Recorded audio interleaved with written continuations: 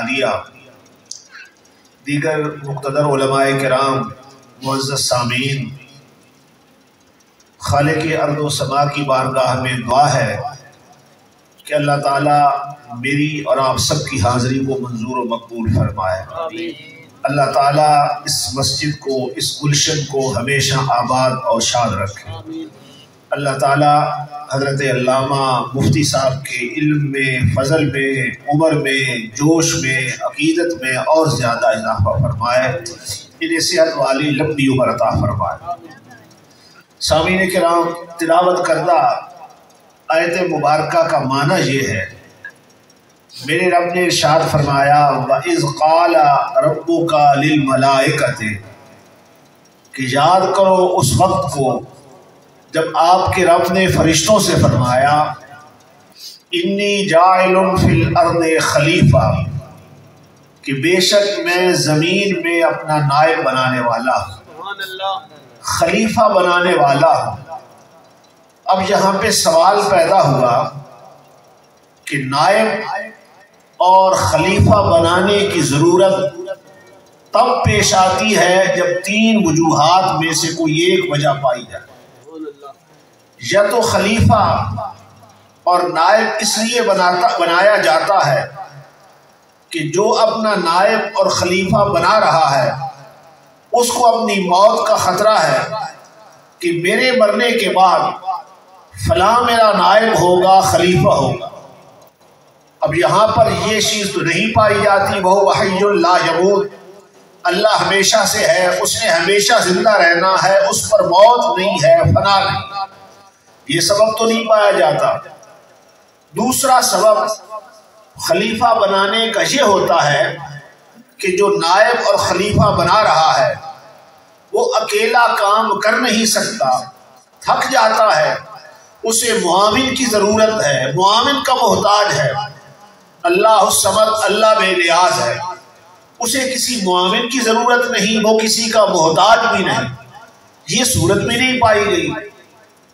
اور تیسری وجہ یہ ہوتی ہے خلیفہ بنانے کی، نائب بنانے کی، کہ جو اپنا نائب بنا رہا ہے اسے ڈر اس بات کا ہے کہ میں کہیں باہر دورے پر جاؤں گا، کسی اور ملک میں جاؤں گا تو میرے پیچھے میرا نائب کون ہے، نظام کو کون چلائے گا۔ اس طرح ہمارے وزراء اور صدر جاتے ہیں دوروں پر، پیچھے کسی کو نائب بنا کے جاتے ہیں۔ اب یہاں پر یہ شرط بھی نہیں پائی جاتی، اللہ اپنے علم قدرت کے لحاظ سے ہر مقام پر موجود ہے، پوری کائنات میں اس کی بادشاہی ہے، اس کو نہ موت کا خطرہ ہے، نہ کسی کا وہ محتاج ہے، نہ کہیں جانے کا خطرہ ہے۔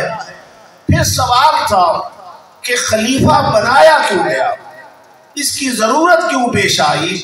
تو خلیفہ کی ضرورت اس لیے پیش آئی کہ اللہ ہے غایت تقدس میں، بندے ہیں غایت ظلمانیت میں، دونوں کے درمیان رابطے کے لیے ایک ایسی ذات کا ہونا ضروری تھا جس کا تعلق رب سے بھی ہو، جس کا تعلق بندوں سے بھی۔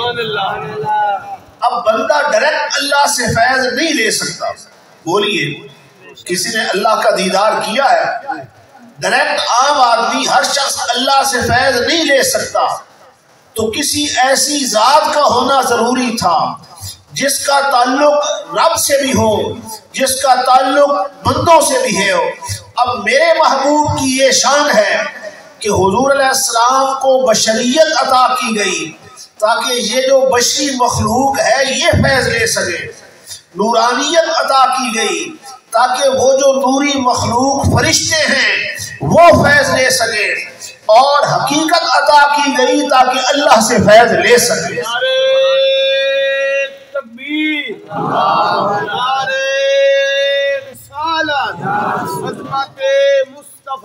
ادھر اللہ سے واصل، ادھر بندوں میں بھی شامل، ادھر اللہ سے واصل، ادھر بندوں میں بھی شامل۔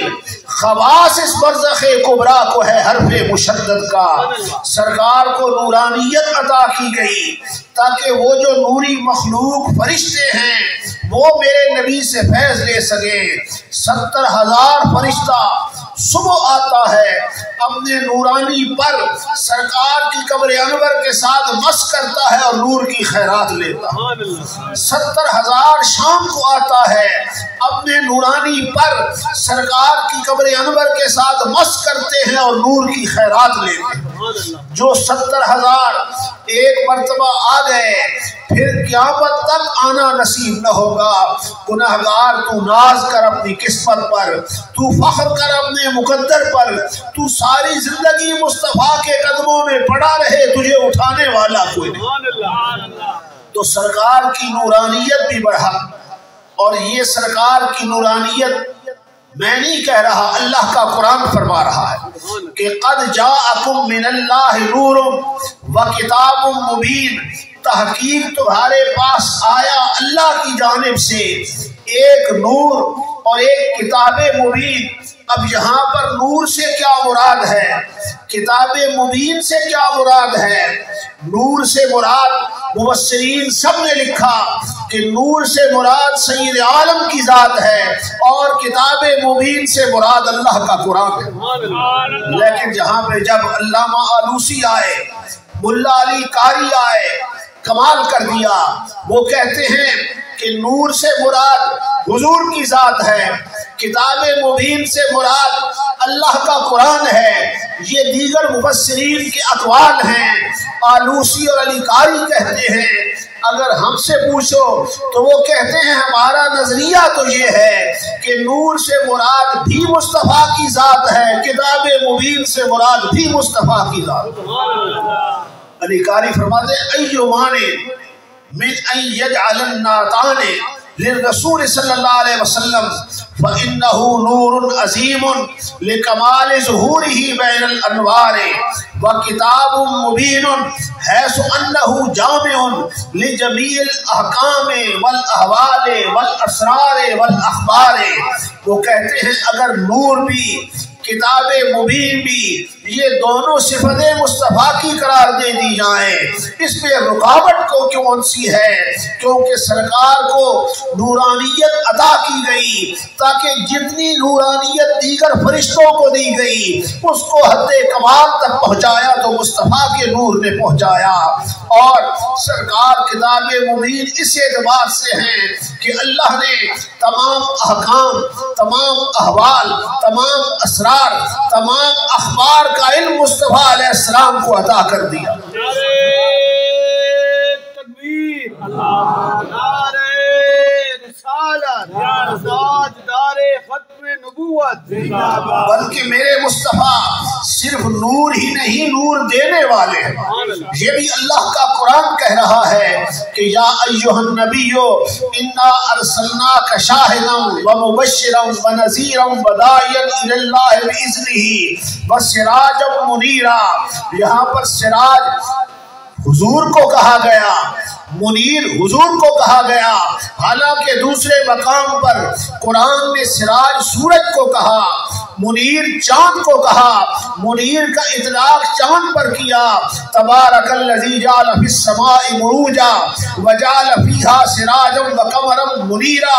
لیکن جب میرے محبوب کی باری آئی رب نے فرمایا سراجا منیرا۔ محبوب میرا تو سراج بھی تو ہے، میرا تو منیر بھی تو ہے۔ یہ جو مہر و ماہ پہ اطلاق آتا نور کا، یہ جو مہر و ماہ پہ اطلاق آتا نور کا، بھیک تیرے نام کی ہے استعارہ نور کا۔ اور خورشید تھا کس زور پر کیا بڑھ کے چمکا تھا قمر، خورشید تھا کس زور پر کیا بڑھ کے چمکا تھا قمر۔ بے پردہ جب یہ رخ ہوا وہ بھی نہیں یہ بھی نہیں۔ چاند کو نور ملا تو مصطفیٰ کے صدقے ملا، سورج کو نور ملا تو مصطفیٰ کے صدقے ملا۔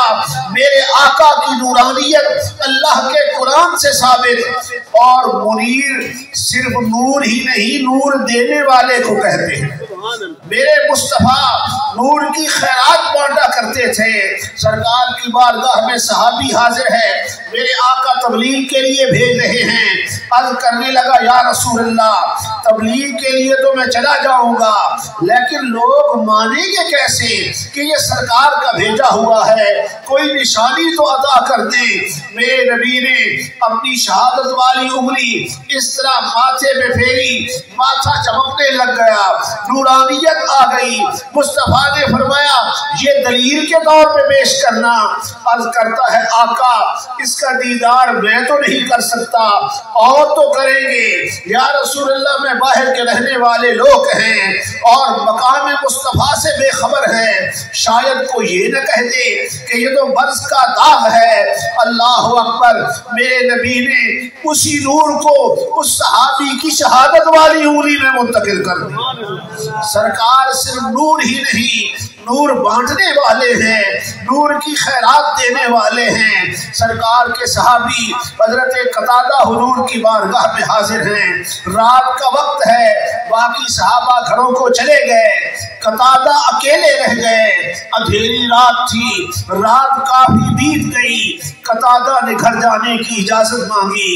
میرے نبی نے فرمایا قتادہ تیرے پاس کوئی روشنی کا بندوبست ہے، کوئی ٹارچ ہے؟ عرض کرتے ہیں آقا نہیں۔ میرے نبی نے ایک کھجور کی خشک ٹہنی اٹھائی، لکڑی اٹھائی، فرمایا لے جا، 10 گز آگے روشنی کرے گی، 10 گز پیچھے روشنی کرے گی۔ ہے خشک لکڑی، مصطفیٰ کے ہاتھ لگے، اس میں بھی نورانیت آ گئی کہ 10 گز آگے روشنی کرے گی، 10 گز پیچھے روشنی کرے گی۔ اور سرکار نے اگلی بات فرمائی، حضور نے فرمایا جب تو گھر میں پہنچے گا وہاں پر ایک اژدہا موجود ہوگا، ایک سام موجود ہوگا، اس کو اسی لاٹھی سے مار دینا۔ قربان میں مقام مصطفیٰ پر بیٹھے تو مسجد نبی میں ہیں، لیکن غلاموں کے گھروں کے حالات سے بھی باخبر ہے۔ فریاد امتی جو کرے حال زار میں، فریاد امتی جو کرے حال زار میں، ممکن نہیں کہ خیر البشر کو خبر نہ ہو۔ میرے آقا صرف نور ہی نہیں، نور کی خیرات بانٹنے والے۔ اب یہاں پر تو حضرت قتادہ اکیلے تھے نا، دوسری روایت میں 2 صحابی موجود تھے، حضرت عباد بن بشیر، دوسرے موقع پر حضرت اسید بن حضیر۔ رات کافی بیت گئی، دونوں حضور کی بارگاہ میں حاضر ہیں، گھر جانے کی اجازت چاہتے ہیں۔ میرے نبی نے فرمایا کو روشنی کا بندوبست ہے؟ عرض کرتے ہیں نہیں آقا۔ میرے نبی نے ایک خشک ٹہنی اٹھائی، فرمایا لے جاؤ یہ روشنی کرے۔ حضور نے ہاتھ لگایا، اس میں نورانیت آ گئی، روشنی آ گئی۔ اب دونوں صحابہ چل پڑے، ایک چوک پہ پہنچے، دونوں کے راستے جدا ہو گئے۔ ایک نے مشرق کو جانا ہے، دوسرے نے مغرب کو جانا ہے۔ مصطفیٰ کی عطا کردہ روشن کردہ لاٹھی ایک ہے، صحابی 2 ہیں، دونوں کے راستے جدا۔ ایک نے مشرق کو جانا، دوسرے نے مغرب کو جانا۔ اب عقل اس بات کا تقاضا کرتی ہے کہ پہلے دونوں اکٹھے ایک کے گھر چلے جائیں، وہ اندر داخل ہو جائے، پھر دوسرا اکیلا گھر چلا جائے۔ یہ عقل کی بات ہے، عقل عیار ہے 100 بھیس بنا لیتی ہے۔ عشق بیچارہ نم اللہ نواز فقیر، عشق پر آبادہ نہیں، عشق تیار نہیں۔ صحابہ نے اسی مقام سے ایک اور لاٹھی اٹھائی، حضور کی روشن کردہ لاٹھی کے ساتھ مس کیا، دونوں روشن ہو گئی، دونوں صحابی اپنے اپنے گھروں کو چل پڑے۔ نعرہ تکبیر، نعرہ رسالت، تاجدار ختم نبوت، رب فرمائے میرا محبوب نور دینے والا سرکار جن کے گھر پیدا ہوئے وہ کیا کہتے ہیں؟ امی آمنہ کیا کہتی ہیں؟ فرماتی ہے مجھ سے نور ظاہر ہوا جس سے میں نے شام کے محلات کو روشن دیکھا۔ اور حضرت حلیمہ جو رضائی والدہ ہے وہ کیا کہتی ہیں؟ کہتی ہیں ما کننا نحتاج الی السراج من یوم اخذناہ، جس دن میں مصطفیٰ کو لے کر آئی میں نے گھر کے سارے دیے توڑ ڈالے تھے، گھر کے سارے چراغ چراغ توڑ ڈالے تھے، بجھا دیے تھے۔ پوچھا گیا حلیمہ اندھیری رات ہوتی، اگر تجھے اندھیرے کمرے میں روشنی کی ضرورت ہوتی تو کرتی کیا تھی؟ حضرت حلیمہ کہتی ہیں جئنا بھی، میں مصطفیٰ کو اٹھا لیتی، کمرے کے اندر لے جاتی، فتنبرت الامکنۃ ببرکتہ صلی اللہ علیہ وسلم، مصطفیٰ کے چہرے کی نورانیت کی وجہ سے پورا کمرہ جگمگا اٹھتا۔ یہ حلیمہ بھید کھلا نہیں، یہ مقام چونو چرا نہیں، یہ حلیمہ بھید کھلا نہیں، یہ مقام چونو چرا نہیں، تو خدا سے پوچھ وہ کون تھے تیری بکریاں جو چرا گئے۔ اور کہیں حسن بن کے قبول میں، کہیں رنگ بن کے وہ پھول میں، کہیں حسن بن کے قبول میں، کہیں رنگ بن کے وہ پھول میں، کہیں نور بن کے رسول میں وہ جمال اپنا دکھا گئے۔ اور سرکار کے چچا کیا کہتے ہیں، حضرت عباس کیا کہتے ہیں؟ حضور کی بارگاہ میں چچا حاضر ہے، کہتے ہیں محبوب میں تیری نعت پڑھنا چاہتا ہوں۔ سرکار نے فرمایا چاچا جی پڑھو۔ چاچا کہتا ہے انت لما ولدت اشرقت الارض، کہ محبوب جب تو پیدا ہوا زمین روشن ہو گئی۔ انت لما ولدت اشرقت الارض، تیری پیدائش پر زمین روشن ہوئی۔ وضاءت بنورک الافق، محبوب تیرے نور سے آسمان بھی منور ہو گیا۔ چاچا بھی کہے مصطفیٰ نور، اب چچا کا بیٹا کیا کہتا ہے؟ حضرت عبداللہ ابن عباس کیا کہتے ہیں؟ فرماتے ہیں سرکار کے لیے جو سامنے والے دو دانت تھے، ان میں خلا تھا، فاصلہ تھا۔ اذا تکلم، جب مصطفیٰ کلام کرتے، ہم مصطفیٰ کے مقدس دانتوں سے نور کی شعاعیں نکلتی ہوئی دیکھا کرتے تھے۔ جن کے گھر پیدا ہوئے مصطفیٰ، وہ سارے کے سارے کہتے ہیں امام الانبیاء نور ہیں، تو سرکار کو نورانیت عطا کی گئی تاکہ وہ جو نوری مخلوق فرشتے ہیں وہ فیض لے سکیں۔ اور اگر حضور کی ان صفات کو دیکھنا ہو نا تو واقعہ معراج کو دیکھیے۔ اس لیے علماء فرماتے ہیں کہ حضرت ام ہانی کے گھر سے لے کر مکے سے لے کر بیت المقدس تک یہ سفر تھا نور بشریت کا۔ بیت المقدس سے لے کر سدرۃ المنتہا تک یہ سفر تھا نورانیت کا۔ اب آگے حضور کہاں تک گئے؟ یہ حقیقت کا سفر تھا، تو حقیقت عطا کی گئی تاکہ اللہ سے فیض لیں، نورانیت عطا کی گئی تاکہ وہ جو نوری مخلوق فرشتے ہیں وہ فیض لے سکے، اور بشریت عطا کی گئی تاکہ جو بشر ہے وہ فیض لے سکے۔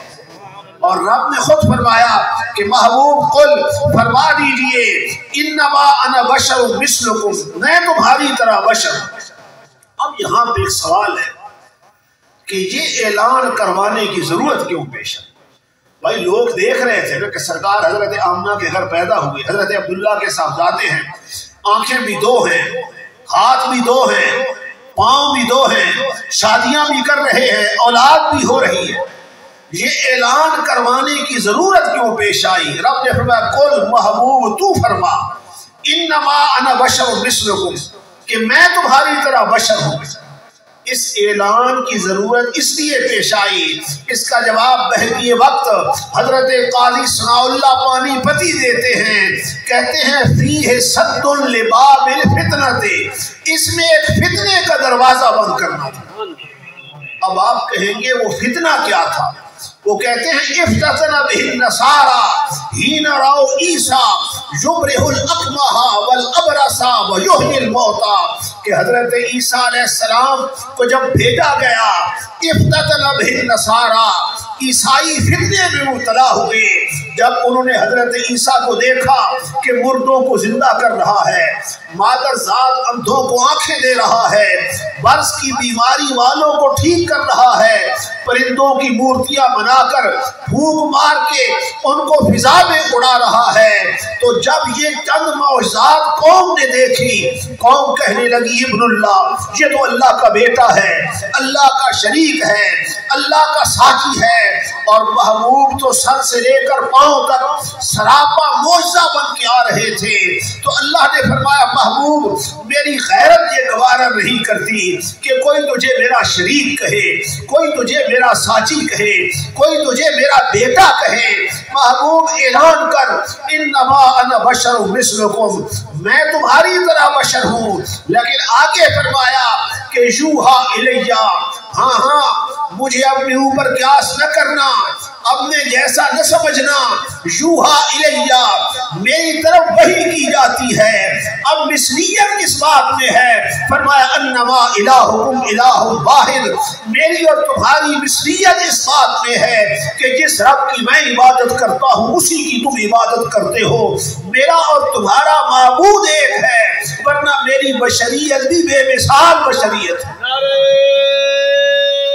तकबीर, नारे रिसालत, उलमाए हक अहले सुन्नत वल जमात। बल्कि सरकार ने खुद फरमाया अय्युकुम मिस्ली, तुम में से कौन मेरी मिसल है? अभी तो इंद रब्बी युतइमुनी व यस्कीनी, मैं रातें अपने रब के पास गुजारता हूँ, मुझे खिलाता भी है मुझे पिलाता भी है। दूसरी रिवायत में है मैं दिन रब के पास गुजारता हूँ, मुझे खिलाता भी है मुझे पिलाता भी है। अब सवाल ये था कि जब हुजूर फरमा रहे हैं मेरे दिन भी रब के पास, मेरी रातें भी रब के पास, तो फिर मस्जिद नबवी में खुतबे कौन देता था? सहाबा को नमाजें कौन पढ़ाता था? जिहाद में कौन जाता था? तो फिर कहना पड़ेगा कि उधर अल्लाह से वासिल, इधर बंदों में भी शामिल, उधर अल्लाह से वासिल, इधर बंदों में भी शामिल। खवास बरखे कुबरा को है हर्फ मुशद्दद का, सरकार की बशरियत बेमिसाल बशरियत। अब आप कहेंगे जाहिर तो हुजूर की भी दो आंखें थी, हमारी भी दो आंखें हैं, लेकिन कभी अपनी आंखों को सरकार की आंखों पर क्यास न करना। मेरी और आपकी आंख देखने के लिए दो नूरों की मोहताज है।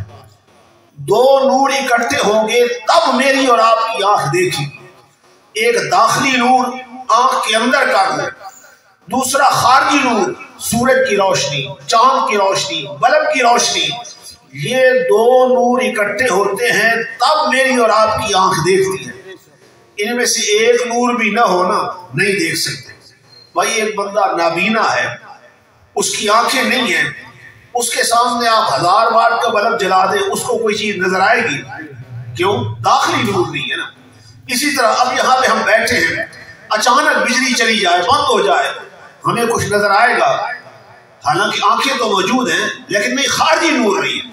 ये दो नूर दाखिली और खारजी इकट्ठे होंगे तब मेरी और आपकी आंख देखेगी। लेकिन अगर दरमियान में पर्दा आ जाए, रुकावट आ जाए, हिजाब आ जाए, दोनों नूर जवाब दे जाते हैं।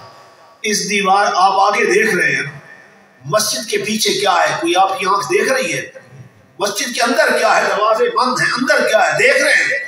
हालांकि नूर दोनों मौजूद हैं, रुकावट आई, हिजाब आया, दोनों जवाब दे गए।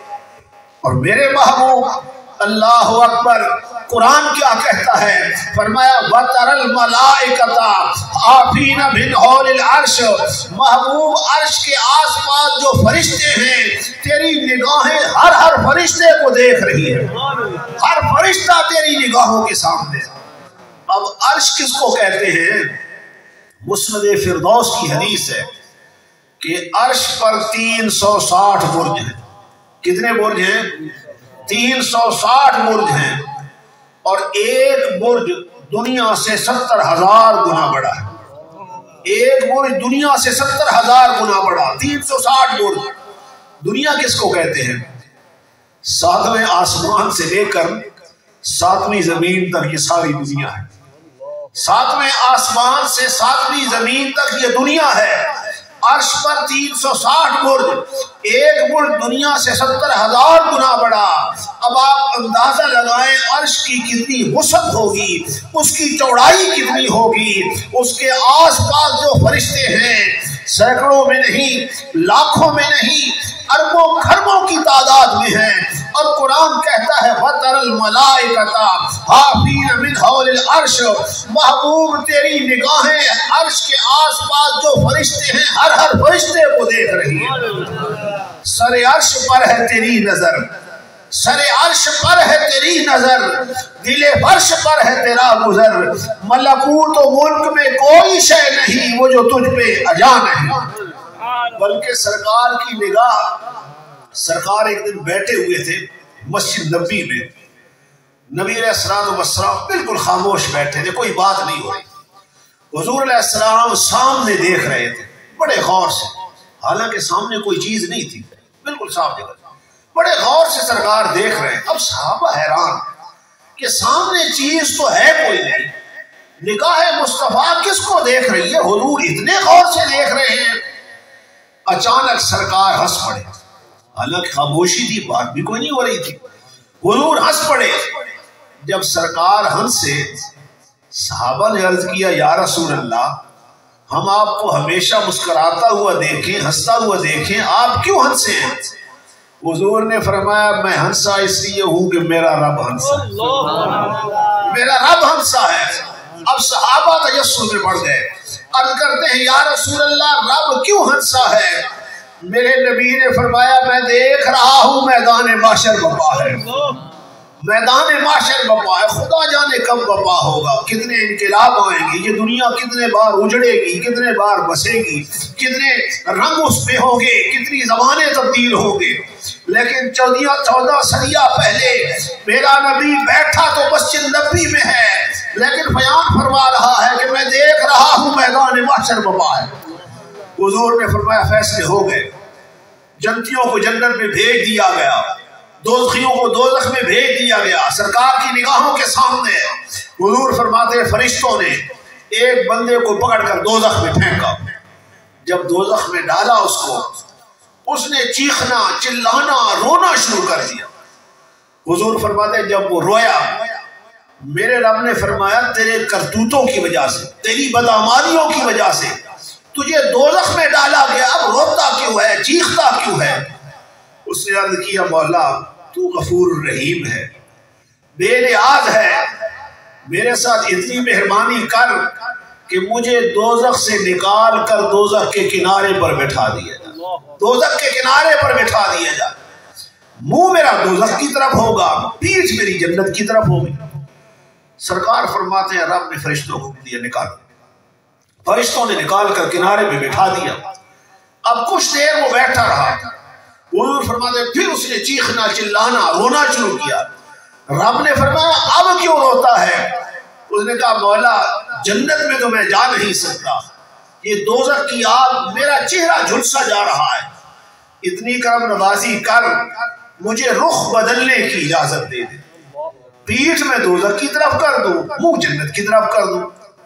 سرکار فرماتے ہیں اللہ نے فرمایا چل پھر، اس نے رخ تبدیل کر لیا، سامنے ایک درخت نظر آ رہا تھا جس کی چھاؤں بڑی گھنی تھی، پیاری تھی، کچھ دیر بیٹھا رہا، پھر چیخا چلایا، رب نے فرمایا اب کیا کہتا ہے؟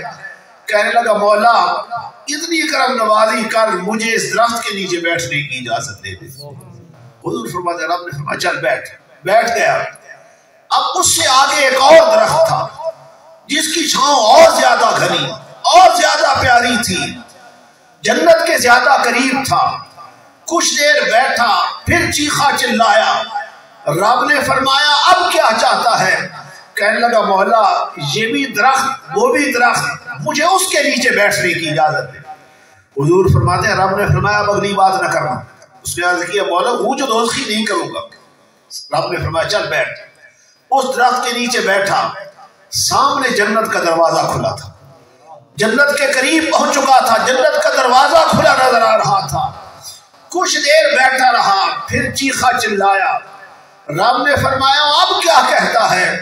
کہنے لگا مولا جنت میں تو میں جا نہیں سکتا، اتنی کرم نوازی کر جنت کے دروازے کے باہر بیٹھنے کی اجازت تو دے دے، جنت کے دروازے کے باہر بیٹھ جاؤں۔ رب نے فرمایا اب اس کے بعد کوئی بات نہ کرو۔ اس نے عرض کیا مولا کوئی بات نہیں کروں۔ اللہ نے فرمایا چل بیٹھ۔ اٹھا جنت کے دروازے کے باہر بیٹھ گیا، سامنے جنت کا دروازہ کھلا تھا، جنت کی بہاریں تھی، جنت کی رونقی تھی، میوے تھے، پھل تھے، جنتی لوگ تھے۔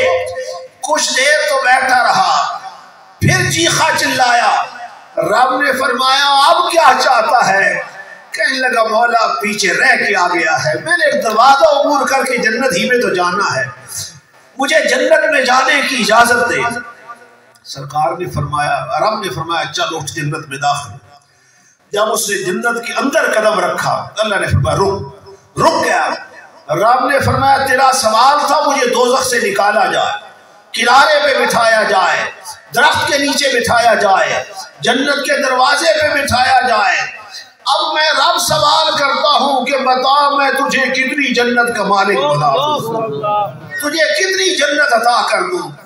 سرکار فرماتے جب رب نے یہ ارشاد فرمایا اس کا سر ندامت کی وجہ سے جھک گیا کہ کہاں میں گنہگار، کہاں میں سیاہکار، کہاں میں کمینہ، ساری زندگی بغاوت کرتا رہا، سرکشی کرتا رہا۔ اور وہ رب اتنا مہربان، اس نے یہ سمجھا کہ شاید رب میرے ساتھ مذاق کر رہا ہے۔ اس نے عرض کیا مولا اتنی بلند شانوں کا مالک ہو کر میرے جیسے کمینے کے ساتھ مذاق کرتا ہے۔ حضور فرماتے جب اس نے یہ بات کی میرا رب ہنس پڑا۔ رب نے فرمایا جا جتنی زمین و آسمان کی وسعت ہے ہم نے تجھے اتنی جنت کا مالک بنا دیا۔ نعرہ تکبیر، نعرہ رسالت، غلامان مصطفیٰ۔ نگاہ مصطفیٰ کی یہ قوت ہے کہ بیٹھے مسجد نبی میں ہیں، قیامت میں جو کچھ ہونا ہے نگاہ مصطفیٰ اس کو بھی دیکھ رہے۔ سرکار تشریف فرما ہے، حضرت عمر حضور کی بارگاہ میں حاضر ہے، دیگر صحابہ بھی بیٹھے ہوئے تھے۔ سرکار قبر کے سوال و جواب کو بیان کر رہے تھے، قبر میں جو سوال و جواب ہونے ان کا ذکر کر رہے تھے۔ حضرت عمر نے عرض کیا یا رسول اللہ میری قبر میں کیا ہوگا، میری قبر میں کیا ہوگا؟ معلوم ہوا کہ امیر عمر کا عقیدہ یہ تھا کہ جو کچھ میری قبر میں ہونا ہے نگاہ مصطفیٰ آپ بھی دیکھ رہی ہے، ورنہ سوال کرتے۔ اچھا آپ قبرستان سے گزرتے ہیں، کبھی آپ نے دیکھا ہے کسی قبر میں کیا ہو رہا ہے؟ بولیے دیکھا ہے کسی قبر میں کیا ہو رہا ہے؟ اور حضرت عمر زندہ بیٹھے ہیں۔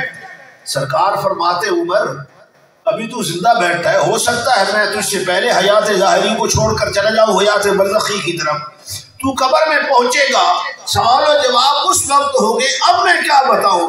نہیں میرے نبی نے فرمایا عمر تیری تو قبر کے رنگ ہی نرالے ہوں گے نا، تیری قبر کے رنگ ہی نرالے ہوں گے۔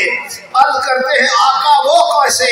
مصطفیٰ نے فرمایا عمر میں دیکھ رہا ہوں کہ جب تو قبر میں پہنچے گا منکر نکیر آئیں گے، سوال و جواب کے فرشتے آئیں گے، ابھی وہ سوال نہیں کر پائیں گے کہ تو کہے گا اے فرشتوں اللہ ربی فمن ربکما، میرا رب تو اللہ ہے، بتاؤ تمہارا رب کون ہے، بتاؤ تمہارا رب کون ہے؟ حضور نے فرمایا عمر تیرا سوال اتنا اچانک ہوگا کہ ایک مرتبہ فرشتے بھی تھرا جائیں گے کہ یہ کس سے واسطہ پڑا ہے، ابھی وہ سبل نہ پائیں گے کہ تو دوسرا سوال کر دے گا، تو کہے گا محمد النبی جی فمن نبیکما، اے فرشتوں میرے نبی تو محمد مصطفیٰ ہے، بتاؤ تمہارا نبی کون ہے؟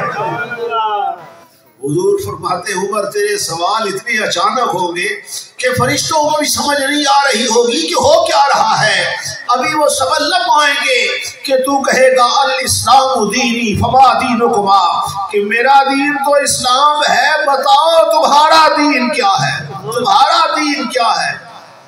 حضور فرماتے عمر فرشتے کہیں گے یا عمر لا ندری ارسلت الینا ام ارسلنا الیکا، عمر اب ہم سے فیصلہ نہیں ہو رہا کہ ہمیں تیری طرف بھیجا گیا ہے یا تجھے ہماری طرف بھیجا گیا ہے۔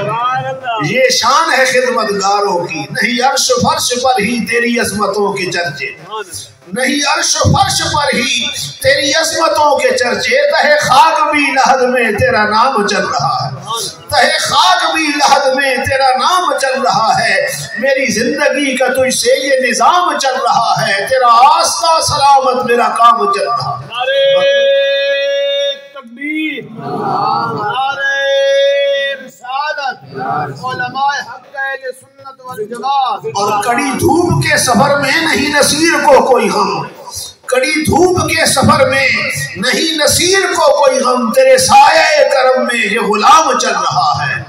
बैठे मस्जिद नबी में, लेकिन जो कुछ बाद में कब्र में होना है निगाहे मुस्तफा उसको भी देख रही है, और जो क़यामत के बाद होना है निगाहे मुस्तफा उसको भी देख रही है। सरकार बैठे जमीन पर, हुजूर ने आसमान की तरफ देखा, सरकार ने फरमाया आसमान का एक दरवाजा आज खोला गया है। आपको कोई दरवाजे नजर आ रहे हैं? बोलिए, किसी ने देखे दरवाजे? हुजूर फरमाते हैं आज एक दरवाजा खोला गया, इससे पहले नहीं खोला। और सरकार ने अगली बात क्या फरमाई? हुजूर ने फरमाया उससे एक फरिश्ता उतरा है, और ये फरिश्ता भी पहली मर्तबा उतरा है। यानी मुस्तफा की निगाह हर फरिश्ते को देख रही है। हुजूर जानते हैं, पहचानते हैं, वरना अरबों खरबों की तादाद में फरिश्ते हैं और हुजूर हर फरिश्ते को जानते हैं। तब कह रहे हैं ना सरकार की ये फरिश्ता पहली मर्तबा आया है, इससे पहले नहीं आया। सरे अर्श पर है तेरी नजर, दिले फर्श पर है तेरा गुजर। सरे अर्श पर है तेरी नजर, दिले फर्श पर है तेरा गुजर। मलकूत और मुल्क में कोई शय नहीं वो जो तुझ पे अजा नहीं। इसी तरह खून आपके जिस्म में भी है, खून मेरे जिस्म में भी गर्दिश कर रहा है। आपका खून अगर आपके कपड़े को लग जाए नमाज पढ़ सकते हैं? बोलिए, आपके पीरो मुर्शिद हो, औसे ज़मां क्यों ना हो, कुतुबे दौरां क्यों ना हो, उनका खून आपके कपड़े को लग जाए नमाज पढ़ सकते हैं? पीर साहब अपने कपड़े को अपना खून लग जाए नमाज पढ़ सकते हैं? नहीं पढ़ सकते। अबू बकर सिद्दीक का खून किसी के कपड़े को लग जाए नमाज पढ़ सकते हैं? नहीं पढ़ सकते। लेकिन मुस्तफा का मुकद्दस खून अगर उम्मती के कपड़ों को लग गया है तो उम्मती ने उन्हीं कपड़ों के साथ नमाज पढ़नी होगी, धोने की जरूरत नहीं, क्योंकि उम्मती के हक में मुस्तफा का खून पाक है।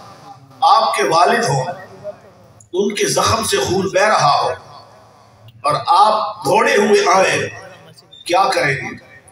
साफ करेंगे ना जख्म को, यही करेंगे ना, कपास लेंगे, कपड़ा लेंगे, टिश्यू लेंगे, उस खून को साफ करेंगे। मैदान ओहद में मेरे आका के दंदान अक़दस पे ज़रत लगी, खून का फवारा बह निकला। हजरत अबू सईद खुदरी के वालिद हजरत मालिक बिन सनान दौड़ते हुए आए, मुस्तफा का खून बह रहा था। जहां से खून बह रहा था हजरत मालिक बिन सनान ने वहीं पे होंठ रख दिए, वहीं पे होंठ रख दिए, चूसना शुरू कर दिया। सरकार ने फरमाया थूक दो, थूक दो। अर्ज करते हैं आका इस खून का ये मकाम नहीं कि उसको जमीन पे थूका जाए। हजरत मालिक बिन सनान पी गए, मेरे आका इतने खुश हुए, उतने खुश हुए। हुजूर ने फरमाया जिसने दुनिया में चलते फिरते जन्नती को देखना हो मेरे मालिक बिन सनान को देखा करे। सरकार के एक और साहबी हैं, हुजूर ने पछने लगवाए ना, खून निकला, प्याले में खून था। सरकार ने फरमाया ये खून ले जाओ, ऐसे मकाम पे जा डालना कि न किसी की निगाह पड़े न किसी का पाँव पड़े। बाहर निकले, प्याला लगाया मुंह को, खून पी गए, अंदर दाखिल हो गए। सरकार ने फरमाया क्या किया?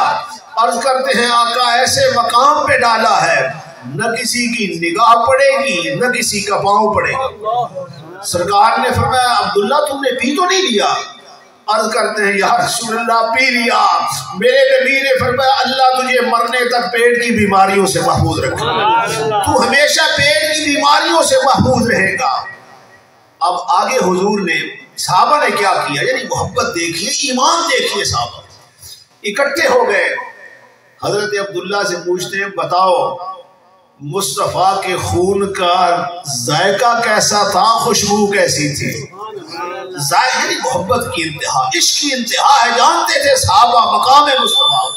पूछते हैं हुजूर के खून का जायका कैसा था, खुशबू कैसी थी? वो जवाब देते हैं अम्मताम फतामुल असले व अम्मर रीह फराहतुल मिस्के, कि सरकार का मुकद्दस खून शहद से ज्यादा मीठा था, कस्तूरी से ज्यादा खुशबूदार था। तेरी अज़मतों से हूँ बेखबर, तेरी अज़मतों से हूँ बेखबर, ये मेरी निगाह का कसूर है। तेरी राह गुजर पे कदम कदम कहीं काबा है कहीं दूर।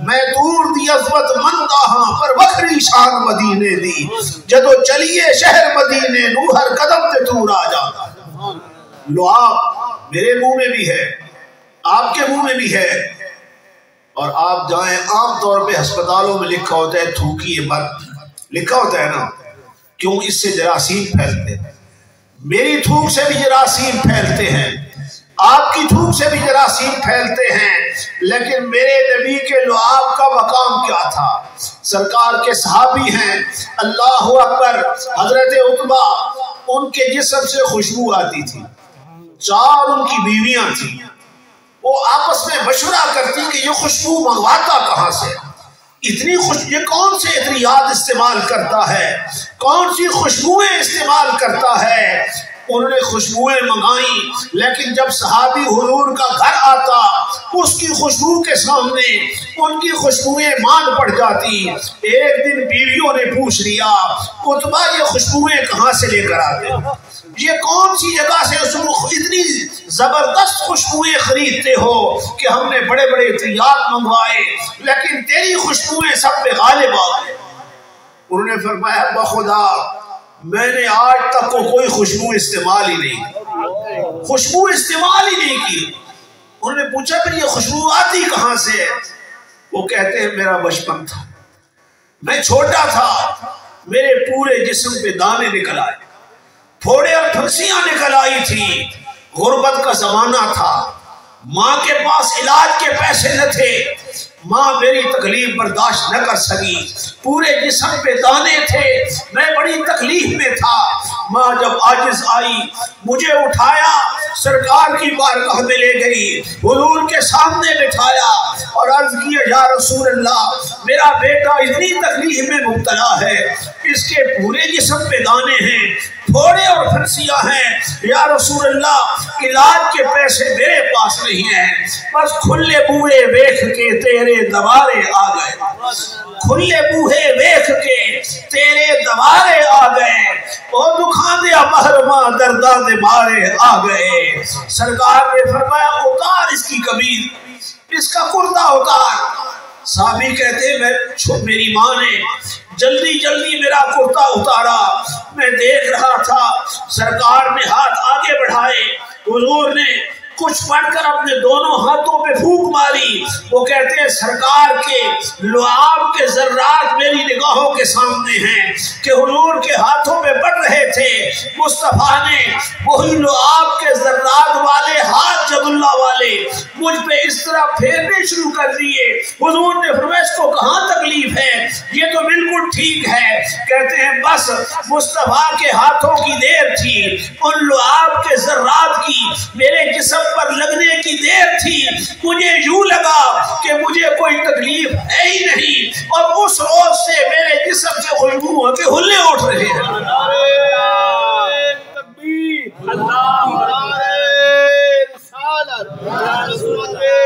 تو پھر میں کیوں نہ کہوں ان کی مہک نے دل کے غنچے کھلا دیے ان کی مہک نے دل کے غنچے کھلا دیے ہیں جس راہ چل گئے ہیں کوچے بسا دیے ہیں اور آنے دو یا ڈبو دو اب تو تمہاری جانب آنے دو یا ڈبو دو اب تو تمہاری جانب کشتی تمہیں پہ چھوڑی لنگر اٹھا دیے ہیں ان کے نثار کوئی کیسے ہی رنج میں ہو ان کے نثار کوئی کیسے ہی رنج میں ہو جب یاد آ گئے ہیں سب غم بھلا دیے ہیں جب یاد آ گئے ہیں سب غم بھلا دیے ہیں تو میرے نبی کے لعاب میں یہ طاقت ہے اور دوسرا موقع بڑی مشہور روایت ہے نا خیبر فتح نہیں ہو رہا تھا سرکار نے فرمایا کل میں جھنڈا اس کو دوں گا جس کے ہاتھ پہ اللہ فتح عطا فرمائے کل جھنڈا اس کو دیں یعنی نگاہ مصطفیٰ یہ بھی دیکھ رہی تھی کہ کل فتح ملنی ہے حضور نے فرمایا کل جھنڈا اس کو دوں گا جس کے ہاتھ پہ میرا رب فتح عطا فرمائے گا صحابہ نے وہ رات بڑی بے قراری میں گزاری بڑی بےتابی میں وہ رات گزاری کہ کل جھنڈا کس کو ملے گا یہ انعام یہ سعادت کس کے حصے میں آئے گی صبح نبی علیہ السلام نے فرمایا علی مرتضیٰ کہاں ہے مولا علی کو بلایا عرض کیا گیا یا رسول اللہ ان کی آنکھیں دکھتی ہیں آنکھوں میں تکلیف ہے، وہ تو نظر انہیں کچھ نہیں آتا۔ سرکار نے فرمایا بلا کے لاؤ۔ حضرت علی کو لایا گیا، میرے نبی نے آنکھوں میں لعاب لگایا، لعاب لگانے کی دیر تھی، یوں لگا ان کی آنکھوں میں کوئی تکلیف ہی نہیں تھی۔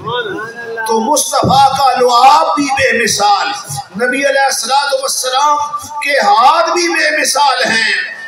سرکار کے ہاتھوں کی قوت، اللہ اکبر، دست کی توصیف میں ہے ہاتھ قاصر ہے زبان، دست کی توصیف میں ہے ہاتھ قاصر ہے زبان، کیونکہ دست عقل خود پہنچا نہیں اب تک وہاں، ہو تصور کیوں نہ پھر اس ہاتھ کا اقوان میں، جس کو خالق نے ید اللہ کہہ دیا قرآن میں۔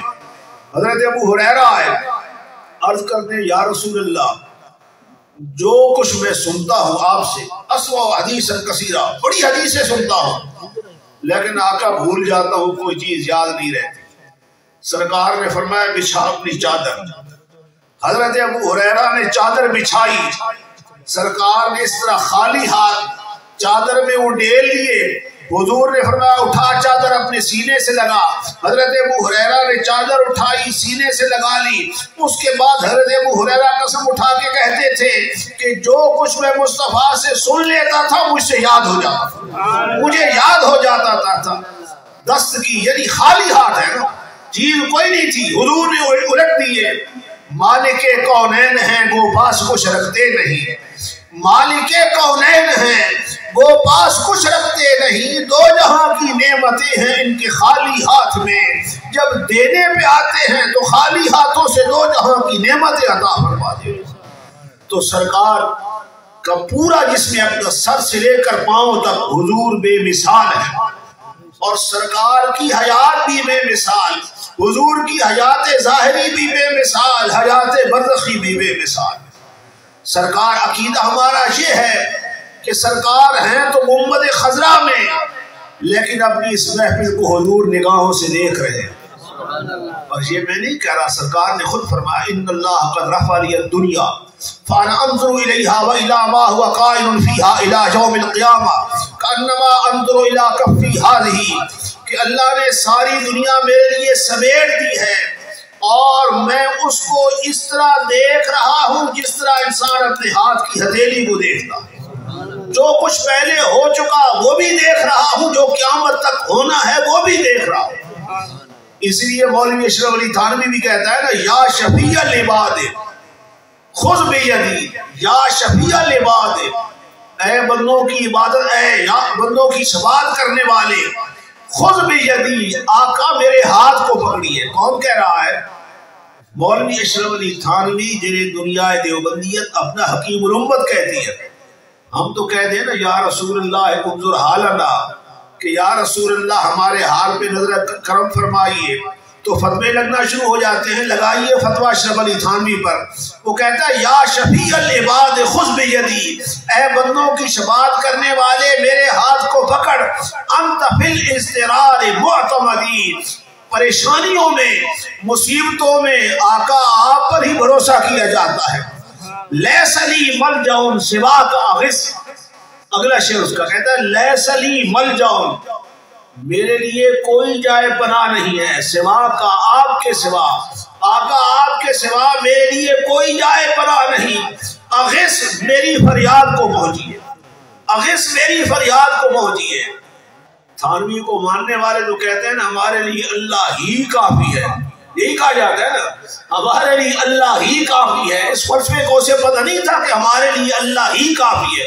وہ کہتا ہے لیس لی ملجأ سواک غث، محبوب آپ کے سوا میری کوئی جا پناہ نہیں، اغث میری فریاد کو پہنچیے، مسنی الضر سیدی سندی، اے میرے سردار، اے میرے آقا میں تکلیف میں ہوں۔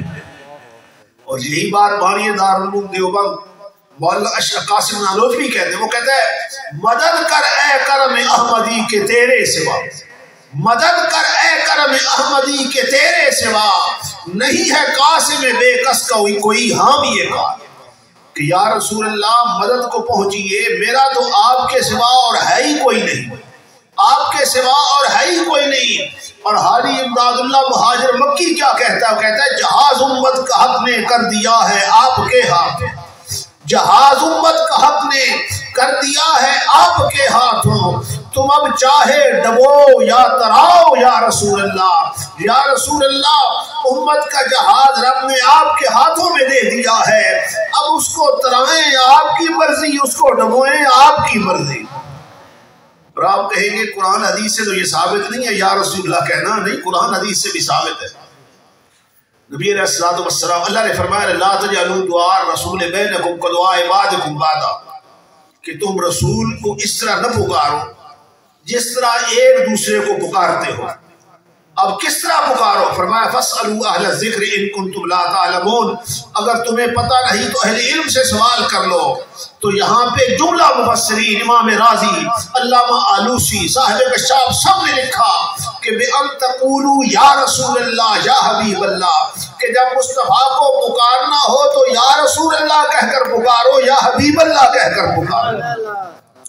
اسی طرح ہم نماز پڑھتے ہیں نا جی، اتحیات پڑھتے ہیں یا نہیں پڑھتے؟ بولیے، اتحیات للہ والصلوات والطیبات، آگے کیا کہتے ہیں؟ السلام علیک ایھا النبی، اے نبی تجھ پر سلام ہو۔ یا رسول اللہ میں بھی اے اللہ کے رسول کہتے ہیں نا۔ السلام علیک ایھا النبی، اے نبی آپ پر سلامتی ہو، یعنی نماز میں ہم سارے کے سارے لفظ یا کے ساتھ مصطفیٰ کو پکارتے ہیں، سارے کے سارے یا کے ساتھ پکارتے ہیں۔ اب یہاں پہ ایک بات اور بھی میں عرض کروں، قرآن میں اللہ نے دو حکم دیے ہیں کہ یا ایھا الذین آمنوا صلوا علیہ وسلموا تسلیما، اے ایمان والو میرے محبوب کی بارگاہ میں درود کا نذرانہ بھی پیش کرو اور سلام بھی پیش کرو جس طرح سلام پیش کرنے کا حق ہے۔ یہ دو حکم ہیں، ایک ہے درود کا، دوسرا ہے سلام کا۔ نماز میں ان دونوں حکموں پہ ہم عمل کرتے ہیں لیکن کرتے الگ الگ ہیں۔ السلام علیکم ایھا النبی جب پڑھتے ہیں نا تو وسلموا تسلیما، سلام والے حکم پہ عمل ہوتا ہے، درود والے پہ نہیں ہوتا۔ لیکن جب آگے پڑھتے ہیں اللہم صلی علی محمد وعلی آل محمد، درود ابراہیمی پڑھتے ہیں تو یہ سلو پر عمل ہوتا ہے۔ اب حالت نماز میں ہم نے رب کے دونوں حکموں پر عمل کیا، ایک درود کا حکم ہے، دوسرا سلام کا حکم ہے، دونوں حکموں پہ عمل کیا۔ پہلے ہم نے سلمو پہ عمل کیا، پھر ہم نے سلو پہ عمل کیا۔ السلام علیک ایھا النبی، یہ سلام بھیج رہے ہیں، اللہم صلی علی یہ درود بھیج رہے ہیں۔ اب ایک بندہ ساری زندگی اللہم صلی علی محمد وعلی آل محمد درود ابراہیمی پڑھتا رہے، یہ درود تو ہوگا لیکن سلام پر عمل نہیں ہوگا۔ یا ایک بندہ ساری زندگی السلام علیکم یا رسول اللہ کہتا رہے، یہ سلام تو ہوگا لیکن درود پر عمل نہیں ہوگا۔ اب اگر کوئی بندہ نماز کے باہر ان دونوں حکموں پر اکٹھا عمل کرنا چاہے تو وہ کیا کرے؟ فرمایا وہ پڑھے الصلاۃ والسلام علیک یا رسول اللہ، رب کے دونوں حکموں پہ عمل ہو جائے گا، درود والے حکم پر بھی اور سلام والے حکم پر بھی۔ اور الصلاۃ والسلام علیک یا رسول اللہ یہ وہ درود ہے جن کے بارے میں علامہ اسماعیل حقی نے لکھا ہے کہ حضور کی امت کا 4000 بندہ ایسا ہے جن کو میں جانتا ہوں، 4000 بندہ ایسا ہے جو الصلاۃ والسلام علیک یا رسول اللہ یہ درود کثرت کے ساتھ پڑھ کر مقام ولایت پر پہنچا ہے، ان کو ولایت کا مقام ملا ہے۔ یہ درود پاک کی عظمت ہے۔ تو سرکار کو یہاں سے پکارا جائے، حضور کی بارگاہ میں یہاں سے سلام پیش کیا جائے، استغاثہ کیا جائے۔ ہمارا تو عقیدہ یہ ہے کہ اللہ کا نبی قبر میں سنتا بھی ہے اور جواب بھی دے۔ اور سرکار نے خود فرمایا اسمع صلاۃ آل محبتی، کہ میں اہل محبت کا درود سنتا ہوں، ان کا درود سنتا ہوں، یعنی میری ساتھ محبت کرنے والا دنیا کے کسی گوشے میں ہو، کسی مقام پر ہو، جب وہ درود پڑھتا ہے تو میں سن لیتا ہوں۔ اب سننے کی بات تو سمجھ آ گئی، لیکن میرے نبی نے اگلی بات بھی فرمائی، حضور نے فرمایا عارف ہو، میں اپنے ہر امتی کو پہچان بھی لیتا ہوں، پہچانتا بھی ہوں۔ اب آپ سارے بیٹھے ہیں نا، میں دیکھ رہا ہوں آپ کو، لیکن پہچان میری چند بندوں کے ساتھ ہوگی، سب کے ساتھ میری پہچان نہیں ہے۔ اور مصطفیٰ قبر میں ہے، فرماتے ہیں میرا امتی جہاں پر بھی ہو، کروڑوں کی تعداد میں ہو، جب اہل محبت درود پیش کرتے ہیں تو میں پہچان بھی لیتا ہوں کہ میرا فلاں امتی فلاں مقام پر بیٹھ کر یا کھڑے ہو کر میری بارگاہ میں درودوں کی نظریں نچھاور کرتا، تیری عظمتوں سے ہو بے خبر، یہ میری نگاہ کا قصور ہے، تیری راہ گزر پہ قدم قدم کہیں کعبہ ہے کہیں دور ہے۔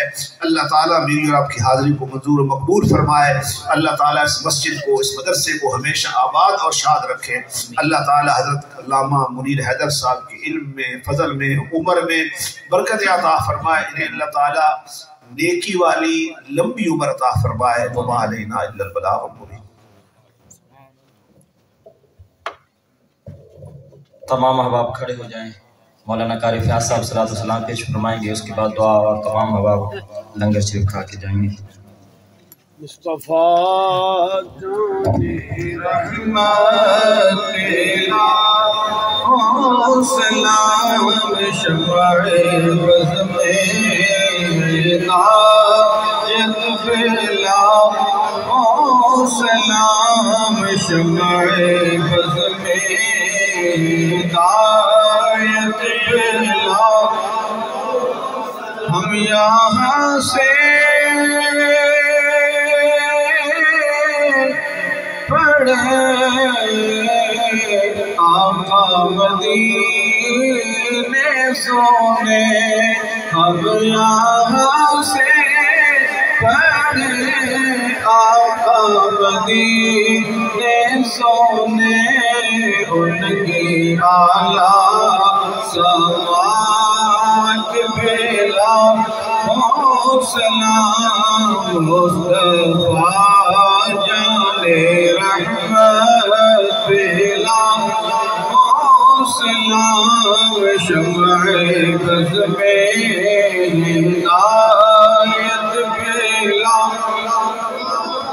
اتنا دیتے ہیں کہ بھر دیتے ہیں جولیاں، اتنا دیتے ہیں کہ بھر دیتے ہیں جولیاں، ان کی اعلیٰ صفات بلا سلام مصطفیٰ جان رحمت بلا سلام شمع بز میں ہدایت بلا سلام شمع بز میں ہدایت بلا،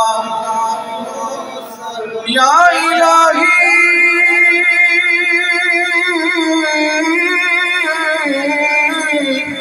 صدقہ ذکر رسول، یہ سلام آج گانا ہو قبول، اور یہ سلام آج گانا ہو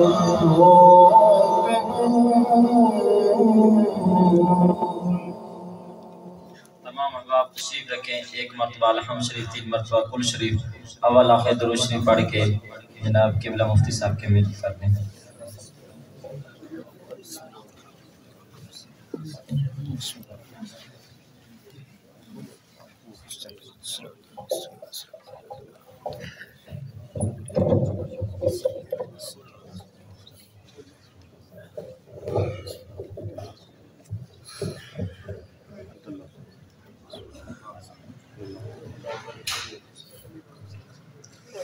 الحمدللہ رب العالمین والعاقبۃ للمتقین والصلاۃ والسلام علی سید الانبیاء والمرسلین، اللہم ربنا آتنا فی الدنیا حسنۃ وفی الآخرۃ حسنۃ وقنا عذاب النار وقنا عذاب القبر وقنا عذاب الحشر وقنا عذاب المرض وقنا عذاب المعصیۃ وقنا عذاب یوم المیزان۔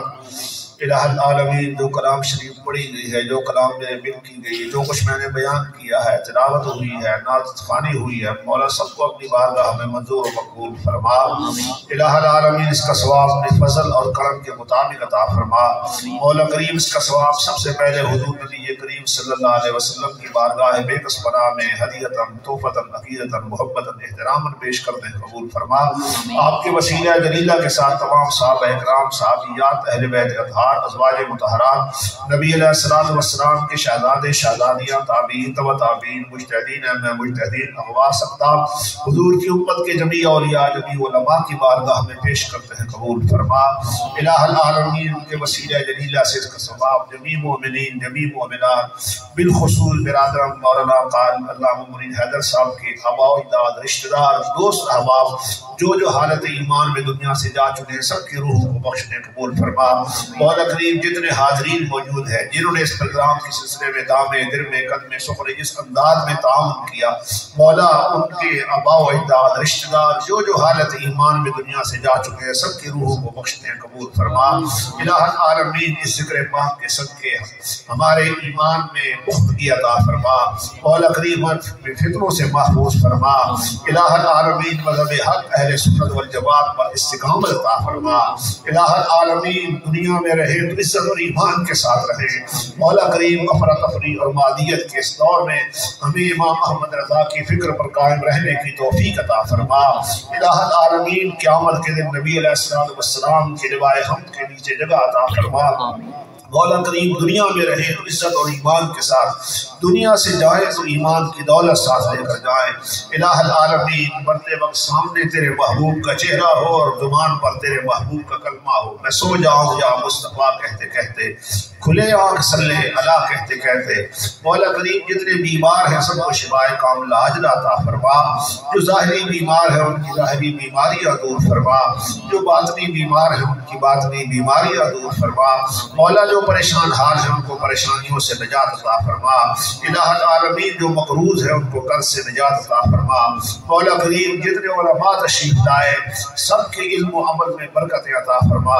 مولا کریم ان کے رزق میں برکتیں عطا فرما۔ الہ العالمین حضرت علامہ مرید حیدر صاحب کے گھر میں خیر و برکت نازل فرما۔ ان کے گھر میں مال میں رزق میں اولاد میں برکت اور رحمت نازل فرما۔ ان کی حضرت قبلہ والد صاحب کو صحت والی لمبی زندگی عطا فرما۔ ان کا سایہ تعدیر ہمارے سروں پر قائم اور دائم فرما۔ ربنا تقبل منا انک انت السمیع العلیم وتب علینا یا مولانا انک انت التواب الرحیم وصلی اللہ تعالی علی خیر خلقہ محمد وعلی آلہ وصحبہ اجمعین۔